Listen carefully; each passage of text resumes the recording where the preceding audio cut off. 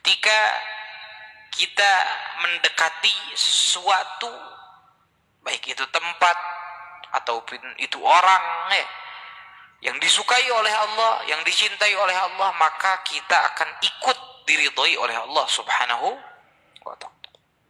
Begitupun sebaliknya, orang yang mendekati hal yang dibenci oleh Allah, ataupun orang ataupun tempat yang dibenci oleh Allah, maka kita bisa saja terkena dampak dari murka Allah Subhanahu wa ta'ala.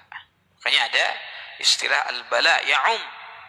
Bala atau musibah dari Allah Subhanahu wa ta'ala, azab dari Allah Subhanahu wa ta'ala itu ya'um, meluas, merata, mau kepada orang saleh, mau kepada orang yang tidak saleh. Meskipun azab itu diturunkan kepada orang yang tidak saleh karena maksiat mereka, namun orang yang ada di sekeliling mereka juga akan terkena dampaknya. Itu yang dimaksud al-bala ya'um. Makanya dalam cerita kisah Nabi Lut alaihissalam, ketika Allah hendak mengadab kaum Nabi Lut, Allah menyuruh Nabi Lut keluar dulu dan umat-umatnya. Kenapa?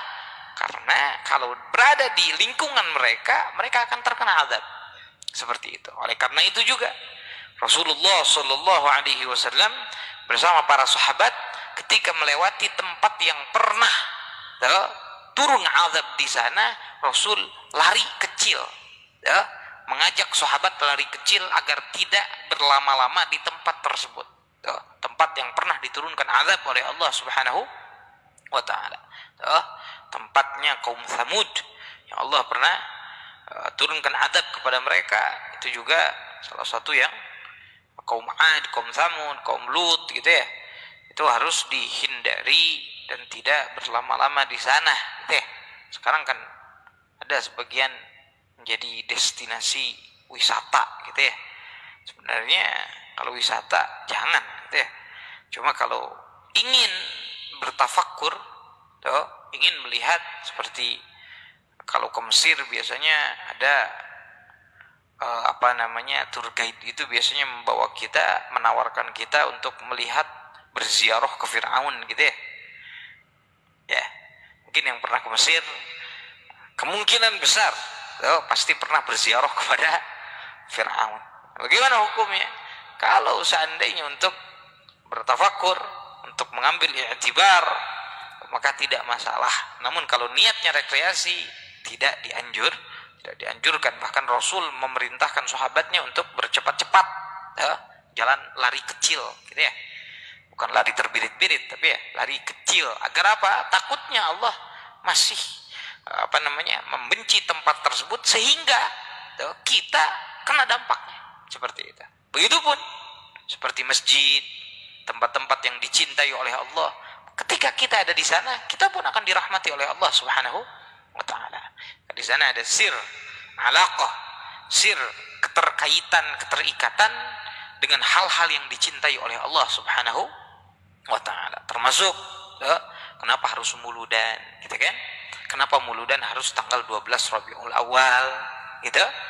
Kenapa? Kan kalau menghormati Rasul itu harusnya setiap detik, bukan ketika 12 Rabiul Awal saja kan gitu. Namun ada sesuatu yang berbeda ketika tanggal yang memang bertepatan dengan kejadian tersebut. Seperti waktu sahur di mana Rasulullah SAW dilahirkan di sana detik-detik sebelum azan subuh.